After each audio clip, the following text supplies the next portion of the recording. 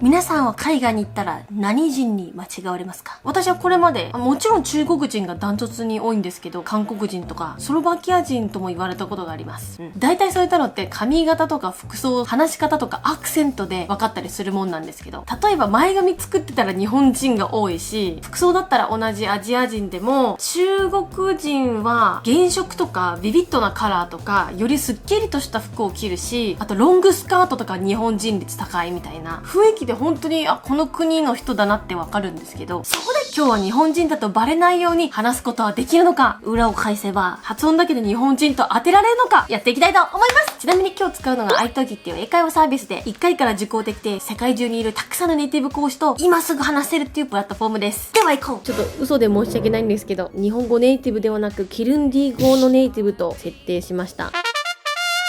I'm Jennifer.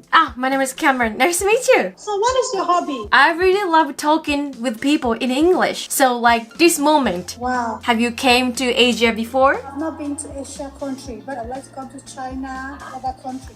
10分ほど喋ったからここで本題。I want you to guess my country, where I am from. Well, facially, Yes.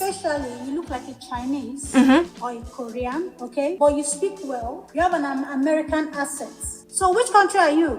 Japan! Wow, that's good. What kind of image do you have about Asian people? So for example, Japanese people? Well, what do you know about Japan? Okay, Japan. Japan. I know that what they do is always quality, okay? Quality! Their vehicles. I also know that Kung Fu! Kung Fu and all that. Judo and karate. Judo karate! Yes! Do you know Japanese famous people? Jackie Chan. Jackie Chan! Jackie Chan! Yes! Kung Fu! Yeah. Do you have many friends? I hope so, yeah, maybe. Where do you usually get together? A lot of times I invite my friends to my flat, but of course, sometimes I go to their places or we just go for lunch. How often do you communicate with your friends? It depends on who they are, but with my best friends, I, text with them every day, every hour. Yeah. Oh, isn't it too much? I think it's too much, but we love too much. Oh, that's great. And what do you usually talk about when you're texting all the time? Anything, like I'm in the toilet, I just finished taking shower, nothing special, really boring things. Still nice to have someone to talk with in every moment, even in those little moments that we have every day. Yes. Okay. I want you to guess the country that I am from. I think I've probably got a guess right now. Can I ask? Of course. Maybe right now, you mean the origin of the country where you live now? Yeah, origin. Because I think you're from a place like Korea, maybe, because they respect older people. Am I wrong? Okay, so the answer is Japanese. Kind of close. I wanted to say Japan because you are very organized. I've got many young students from Japan and I know that they always follow the rules and respect others. That's interesting. How about the accent-wise? Did I have a Korean accent? Yeah, you have a little Asian accent, but it's very light, so it's hard to notice. For me, it's easier. But if you would talk with a person who is not a teacher, I think they would probably don't even notice your accent. Really? Sorry about having accent. I think that's totally okay in our times. Maybe accent was a problem maybe 20 years before, but in our days, the world is getting closer. We are all getting more friendly to each other. So that's totally okay to have something that would be your personal thing, your voice, your accent. It's you, it's your personality. Wow, yes. And actually, it's a little secret, but it's my dream to move to Japan. I think it's the best country in the world. Oh, really? Yeah, I can give you some reasons why I think so. I really love the culture. I really love how people treat each other. You're very respectful to each other. You're respectful to community. Hello! Oh, hello. it's very nice to meet you. Nice to meet you, too. Can you tell me some things that, some activities that you enjoy? I don't know whether it calls activities or not, but like, I really love singing. Oh. Is that activity? Yes, it is. I had to ask you about your activities, of course, because if I asked you about where you're from, then I wouldn't be able to guess it later. Yes, that's true. Do you do karaoke? Yes! You know, That might give me a bias toward Japan then, maybe. I'll have to guess later. oh, okay. Who knows? I think it's very famously, people in Japan really like karaoke. Yeah, a lot of my friends loves going to karaoke. What about you? Oh, yes, I like karaoke. In the United States, the only time I've done karaoke is if you go to a bar, they will have karaoke there. But I think in other countries, maybe it's popular to get a booth with your friends and sing together. I think I'm going to ask you this question. Which country do you think I am from? I was going to guess South Korea. Okay. But in terms of what, like accents? I just had a feeling, not the pronunciation or accent. The way that you speak does remind me of Korean, like. Oh. But the way you said that makes me think Japan. So I don't know. Oh wow. It's very common in Japan. Really? I think so. I hear it a lot. The reason I thought Korean is just from hearing the Korean language be spoken. There's a certain rhythm to it. And the way that you were speaking English reminded me a little bit of that rhythm. And so I thought that... Interesting.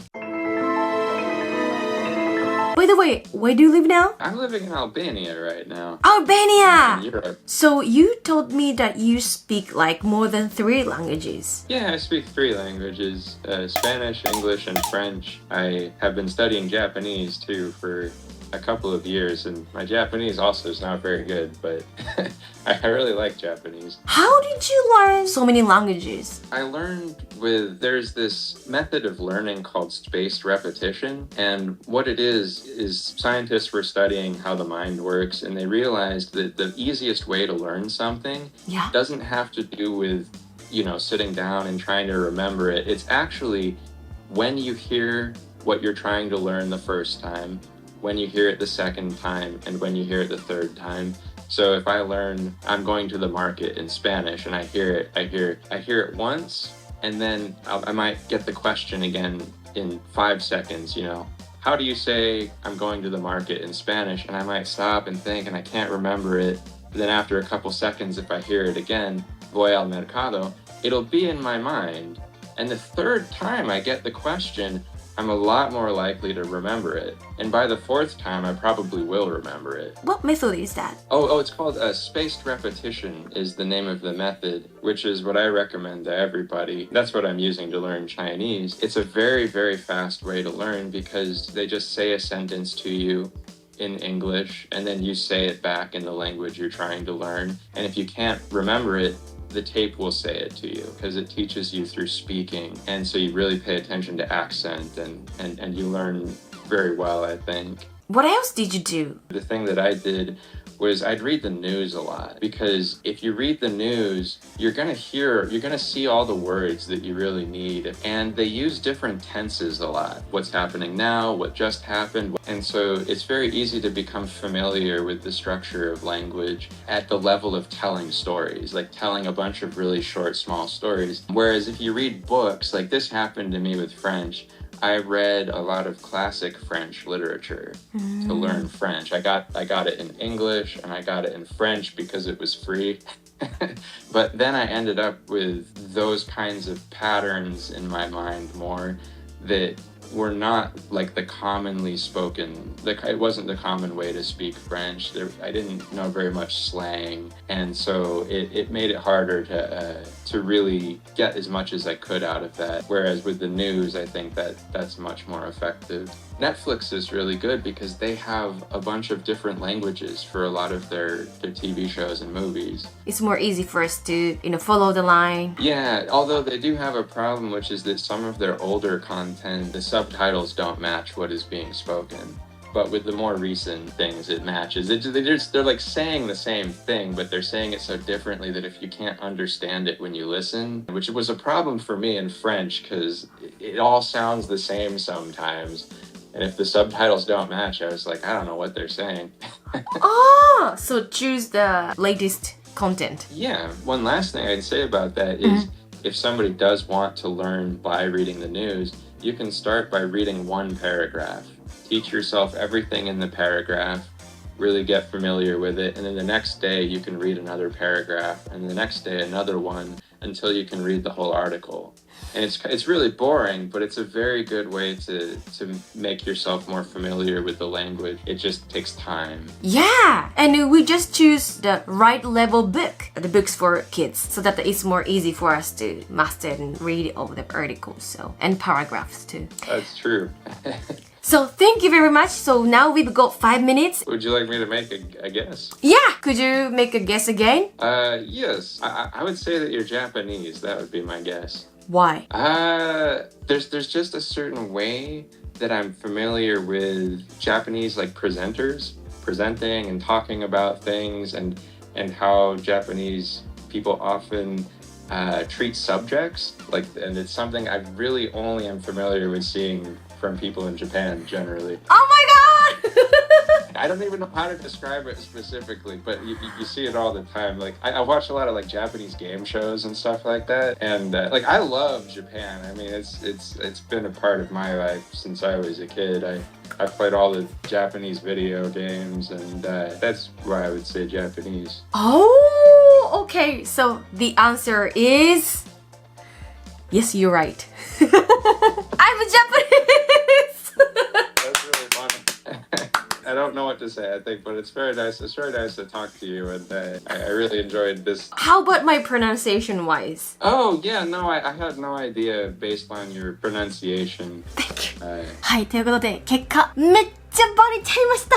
いやー、悔しい。やっぱさすが英語ネイティブ講師だなっていうふうに思ったし、ネイティブとこういった1対1で話せるのすごく安心しますね。私最近 AI と話すことが多かったんですけど、やっぱ話し終えた後の楽しさってやっぱ違うね。もちろんそれぞれにいいところはあるんだけれども、化学反応がやっぱ対人とでは起こる。せっかく言語学ぶんだったら楽しく学んだ方が続くし、AI ってまあ言いよどまないし、スラングは使わないし、こういった時にどういう表情とか反応をするとかっていうのを会話という実践の中で体得することができないし、やっぱそういったのいろいろ勉強になるっていうのは対人だなと感じますね。はい、ということで私が今回使ってみたおすすめのポイントとしては、世界最大級のプラットフォームとして150以上の国からたくさんの講師が登録してて、いろんな国の人と話せるから、その分だけの文化とかいろんな情報を知ることができてすごい楽しかったです。あとは自分のレベルや目的に合わせて内容相談できるのもいいと思いました。実は今回は使わなかったんですけれども、個人レッスン以外にグループレッスンもあって、他に選べるのは出身国、話せる言語、料金、スケジュール、プロ講師かどうか、フィルターをかけて講師を選ぶことができるから、今日みたいに特定の国のこの講師と話したいみたいなことができてめっちゃ便利。あとリーズナブル。ネイティブでも講師によっては60分1000円以下の先生もいたり、英会話スクールと比べるとやっぱ全然違うなと感じますね。今回お願いしてこの動画を見てくれた方限定にクーポンを用意していただきました。10ドル以上の購入でなんと5ドルオフ分のクレジットがゲットできます。なのでぜひとも概要欄をチェックしてください。講師がフレンドリーで話しやすかったし、もうこれは初心者からもうネイティブと話せるともなれば上級者まで自分に合った学び方ができるのでぜひとも使ってみてください。ということで皆さんの英語を学ぶ後押しになれれば嬉しいです。一緒に英語を磨いていこう。今日もご視聴ありがとうございました。